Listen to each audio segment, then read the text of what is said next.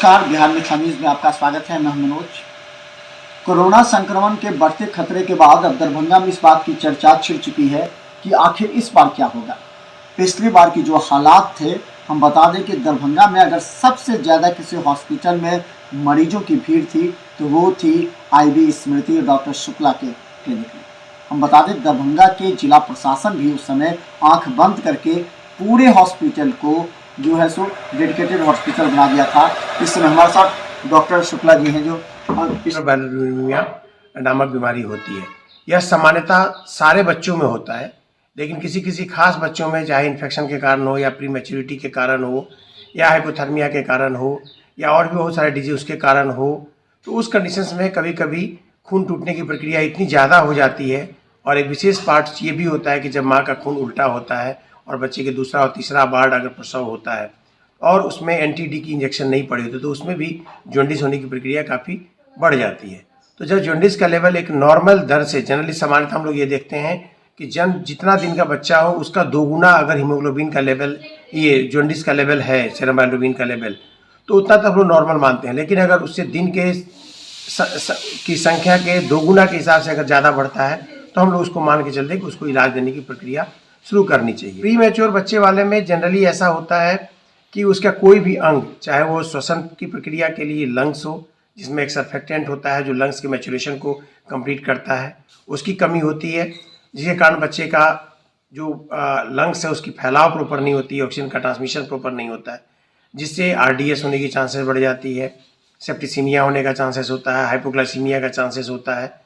और हाइपोथर्मिया का चांसेस होता है, यानी कि बच्चे का तापक्रम प्रॉपर मेंटेन ना होना, इन्फेक्शन का होना, ग्लूकोज का लेवल कम होना। तो ये सारी प्रक्रियाएं होती है क्योंकि बॉडी एडॉप्ट नहीं कर पाता है कि नॉर्मल इन्वायरमेंट में वो जो प्री मैच्योर कंडीशन से बच्चा निकलता है जिसकी कोई भी अंग प्रॉपरली काम नहीं कर पाता है, तो वो एडॉप्ट नहीं कर पाता है और ऐसा कंडीशन बच्चे के लिए लीथल होता है। तो उसमें बचाव करने के लिए हम लोगों को जो भी अच्छे सेंटर हैं वहाँ पे सर्फेक्टेंट डाल के बच्चों को वेंटिलेटर की सुविधा या CPAP की सुविधा देकर उसको क्योर करने की कोशिश की जाती है। और एक निश्चित वजन और निश्चित समय के बाद अगर बच्चा उस समय तक सब चीज़ ठीक ठाक रहता है तो हम लोग उसको जाने की अनुमति प्रदान करते हैं, जिसमें आँख और कान की भी जाँच करना बड़ा मैंडेटरी होता है, जिसको हम लोग ROP के नाम से जानते हैं कि रेटिनोपैथी ऑफ प्री मैच्योरिटी। क्योंकि नवजात बच्चे वैसे जो समय से पहले पैदा होते हैं और ऑक्सीजन दी जाती है तो उसमें अंधापन होने का चांसेस होता है, जॉन्डिस का भी चांस होता है, बहरापन का भी चांस होता है। तो हम लोग OAE एग्जामिनेशन कान के लिए ROP का टेस्ट हम लोग उनके आँख के लिए करते हैं। अभी जो आधुनिक जितनी भी मशीनें आई हैं और जो गवर्नमेंट के द्वारा चलाया जा रहा जो कार्यक्रम है, इसमें हर एक सेंटर पे SNCU खोला गया है, NBCC का कॉर्नर खोला गया है डिलीवरी के रूम में, और हर जगह विशेषज्ञों की व्यवस्था की गई है। और साथ ही साथ प्राइवेट सेंटर भी जितने हैं उन सारे सेंटरों में भी बहुत सारे मशीन आ गए हैं और एक्सपर्ट स्टाफ भी हमारे हो गए हैं। तो इससे नवजात शिशु का जो डेथ का रेट है वो काफ़ी कम हुआ है पहले के बनिस्पत। अभी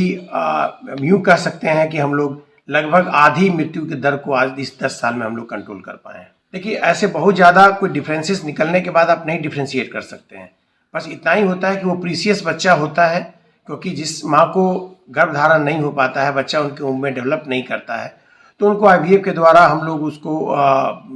कंसीव कराते हैं और बच्चे का डेवलपमेंट कराते हैं। अनेकों प्रकार का इंजेक्शन उस समय चलता है जिसकी बहुत सारी टॉक्सिसिटी भी होती है। तो वैसा बच्चा प्रोन होता है बहुत सारे बीमारियों के लिए भी, जेनेटिक डिफेक्ट आने का भी चांसेस होता है क्योंकि बहुत सारा मेथड है हमारे IVF में। तो उन सारी चीज़ों का भी आकलन किया जाता है। और सबसे इम्पोर्टेंट बात यह है कि वो हमारा प्रीसियस बच्चा होता है, तो हम लोग यह नहीं चाहते हैं कि किसी प्रकार की कोई भी खतरा हम लोग मोल लेकर बच्चे के ज़िंदगी के ऊपर कोई बाजी लगाएं। इसलिए हम लोग थोड़ा उसमें ज़्यादा कॉशस होते हैं और बच्चे की बचाने की जितनी भी प्रक्रिया होती है उसके लिए हम लोग हमेशा तैनात होते हैं। हम लोगों के यहाँ जो मशीन है IVF की, जो सेंटर जो चल ही रहा है रोज द मेडिसिटी में, जो रोज द मेडिसिटी IVF सेंटर के नाम से जाना जाता है, जहाँ पे डॉक्टर गुंजन त्रिवेदी और मेरी एम्ब्रियोलॉजिस्ट हैं डॉक्टर पूर्णिमा यादव, ये एक्सपर्ट हैं इन पार्ट्स को देखने के लिए। उसके पश्चात होता है कि जब बच्चे का प्रसव का काम स्टार्ट होता है तो ऐसे समय के लिए हम लोग तैयार होते हैं कि कभी कभी ऐसा बच्चा जो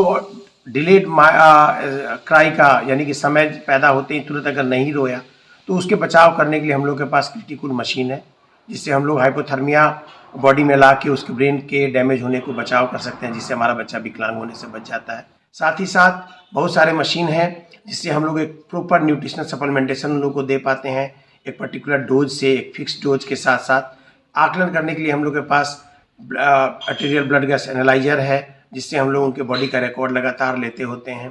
ग्लूकोमीटर होने से हम लोग उसके बॉडी का ग्लूकोज लेवल जा रहा है और जो शरीर के डिफरेंट पार्ट में जाना चाहिए वो फेफड़े के अंदर जा रहा है, तो उल्टी ब्लड की सर्कुलेशन होती है, जिससे बच्चे का मरने का चांसेस बढ़ जाता है। एक पीडीए होता है, जो पीडीए का भी अर्ली ब्लॉकेज होने के कारण भी होता है। तो उन सारे कंडीशंस में हम लोगों के यहाँ अगर समय होता है कि नहीं ये थोड़ा टाइम लेगा, तो हम लोग बहुत सारा ड्रग है जिसमें हम लोग जैसे पीडीए के डिफेक्ट में देखने के लिए कि अर्ली क्लोजर करना है, डिलेड क्लोजर करना है, तो दोनों के लिए अलग अलग ड्रग आती है, जैसे इंडोमेथासिन है, आइबुप्रोफेन है। तो उन सारे ड्रगों का हम लोग यूज करते हैं। लेकिन कभी कभी सर्जिकल करेक्शंस की ज़रूरत पड़ती है, तो सर्जिकल करेक्शंस की प्रक्रिया हमारे बिहार में ही नहीं है जो हम लोग यहाँ पे कर पाए पीडियाट्रिक्स के केस में। तो ऐसे कंडीशन में हम लोगों को इसे मेट्रोपॉलिटन में खासकर हम लोग दिल्ली इसको मैक्स हॉस्पिटल या आर्टेमिस हम लोग या अपोलो में हम लोग भेजते हैं, जहाँ उसकी करेक्शंस की जाती है। उसके ट्रांसपोर्टेशन के लिए हम लोगों के पास वेंटिलेटर युक्त हम लोगों के पास एम्बुलेंस है, जिसमें हम लोग डॉक्टर और पैरामेडिकल स्टाफ के साथ उसको ट्रांसपोर्ट कर पाते हैं। अभी टोटल मिला के 169 स्टाफ हमारे हॉस्पिटल के अंदर काम कर रहे हैं, जिसमें हमारे यहाँ जो कंसल्टेंट हैं वो 4 कंसल्टेंट हमारे यहाँ आते हैं। एक मैं खुद ही हूँ, दूसरी डॉक्टर पल्लवी हैं पेडियाट्रिक्स में, जो इन्वेजिव जितना भी प्रोसीड्यूर है उस चीज़ को करती हैं। साथ ही साथ हमारे यहाँ जो मंथली बेसिस पे हैं डॉक्टर नीरज अवस्थी जो पेडियाट्रिक कार्डियोलॉजिस्ट हैं, वो आते हैं हर एक महीने के चौथे शनिवार को वो यहाँ आते हैं, जो मैक्स में के एचओडी हैं, पेडियाट्रिक कार्डियोलॉजिस्ट के इन्वेजिव वर्क करते हैं। और उनके साथ एक और बड़ी अच्छी बात ये है कि वैसे मरीज जिनका आर्थिक स्थिति बहुत सपोर्टिव नहीं होता है और करेक्टिव करेक्शंस करने की ज़रूरत होती है सर्जिकल, तो एनजीओज के द्वारा हम लोग फ्री ऑफ कॉस्ट उसकी इलाज को मैक्स हॉस्पिटल में करवा पाते हैं। बहुत से डॉक्टर ऐसे हैं जो अलग अलग विभाग के हैं, कोई फिजिशियन है, कोई सर्जरी देखता है, कोई वो भी बच्चों का इलाज करना प्रारंभ करते हैं। इससे क्या नुकसान हो सकता है, क्योंकि बच्चों का इलाज तो शिशु रोग विशेषज्ञ करना चाहते हैं। देखिए, बच्चे में ऐसा है कि बहुत सारा फिजियोलॉजी जो बच्चे का होता है वो एडल्ट का नहीं होता है। तो वैसे डॉक्टर्स जो प्राइमरी लेवल पे काम करते हैं, जैसे एमबीबीएस हैं, तो उसमें तो लगभग सभी चीज़ की पढ़ाइयाँ होती ही होती है, तो कुछ हद तक तो वो लोग इलाज करने में सक्षम होते ही हैं।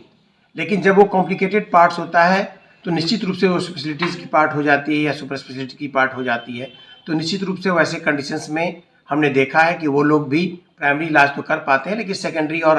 जब लगता है कि नहीं कुछ बेहतर करने की ज़रूरत है, तो लोग हम लोग के पास उसको रेफर करते हैं और हम लोग उसका इलाज कर पाते हैं। सुझाव मेरा यही सबको होता है कि अगर पेडियाट्रिशियन अगर आपके अगल बगल में हैं, तो निश्चित रूप से शिशु रोग विशेषज्ञ से ही अपने बच्चों को दिखाएं, क्योंकि बहुत सारा फिजियोलॉजिकल चेंजेस जो बॉडी के अंदर होता है वो हमारे फिजिशियन नहीं कर पाते हैं या नहीं समझ पाते हैं। यहाँ आयुष्मान भारत के द्वारा जितना भी बच्चे का इलाज होता है वो करने में हम लोग सक्षम है। सरकार के द्वारा मुझे उसके लिए प्रमाणित किया गया है और मेरे हॉस्पिटल्स को रिकमेंड किया गया है। मैं सबसे अनुरोध करता हूँ मिथिलावासियों से कि जिन किसी के पास भी आयुष्मान योजना का कार्ड है वो निश्चित रूप से आकर फ्री ऑफ कॉस्ट हमारे यहाँ बच्चे को भर्ती कर इलाज करा सकते हैं। उसमें किसी प्रकार की एक भी पैसे की कोई खर्च नहीं होती है। साथ ही साथ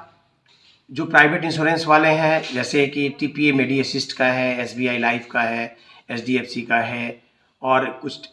स्टार लाइफ का है और बजाज का है, तो इन सारे का भी न्यू इंडिया इंश्योरेंस का है। तो इससे जो भी रिलेटेड कार्ड धारी हमारे जो मिथिला में रह रहे हैं उन लोगों का भी हम लोग इलाज करें। और बहुत ही जल्द हम लोग BSNL का, एयरपोर्ट अथॉरिटी ऑफ इंडिया का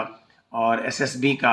आकाशवाणी का, इन लोगों का भी CGSS के थ्रू हम लोग इलाज की प्रक्रिया प्रारंभ करने जा रहे हैं। नहीं, आपके कार्यक्रम से तो हम लोगों को सबसे अच्छी बात ये लगती है कि हम लोग जो आप टॉप 10 की प्रक्रिया जो हमारे दरभंगा में देते हैं, इससे हमारे पब्लिक में एक अच्छी पहल आई है कि पब्लिक ये आने से पहले ही जान पाता है कि कौन सा हॉस्पिटल कैसा है और अपने बजट के हिसाब से उस हॉस्पिटल की मूव करता है, तो समय की बचत होती है और सही जगह वो पहुंच पाता है। बीच में किसी प्रकार की मीडिएटर की ज़रूरत नहीं पड़ती है, जो बीच में उसके कारण उनकी कुछ आर्थिक क्षति भी होती है, साथ ही साथ समय की बचत होती है।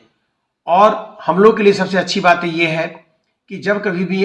आपकी प्रोग्राम को हम लोग देखते हैं तो हम लोग को ये लगता है कि दूसरे हॉस्पिटल जहां हम लोग जाके नहीं देख सकते हैं उनकी कितनी सुविधाएं हैं और मुझे उसके द्वारा कितनी और डेवलपमेंट करने की हमें ज़रूरत है। उसके आधार पर हम लोग भी अपने आप में डेवलपमेंट करने की प्रक्रिया को करते हैं और कुछ बेहतर करने की कोशिश करते हैं। सुझाव आपको देना चाहूँगा कि इस प्रकार के कार्यक्रम को हर क्षेत्र में न ही सिर्फ मेरे चिकित्सा के क्षेत्र में, न ही चिकित्सा के सुपर स्पेशलिटी के क्षेत्र में, बल्कि चाहे शिक्षा जगत हो या स्वास्थ्य का मामला हो या इंश्योरेंस का मामला हो या कोई व्हीकल्स का मामला हो, इन सारे चीज़ों के विषय में कॉम्परेटिव स्टडी जो आपने दिया है ये बहुत ही सराहनीय है। और हर फील्ड के पार्ट्स को आप कंपेरिजन करके पब्लिकों के बीच में अवेयरनेस देने का काम करें। इससे निश्चित ही रूप से हम सभी को और हमारे मिथिला वासियों को, जो भी हमारे दर्शक हैं आपके मिथिला मंच न्यूज़ के और मिथिला विहार न्यूज़ के, उन सबको काफ़ी बेनिफिट मिलेगा।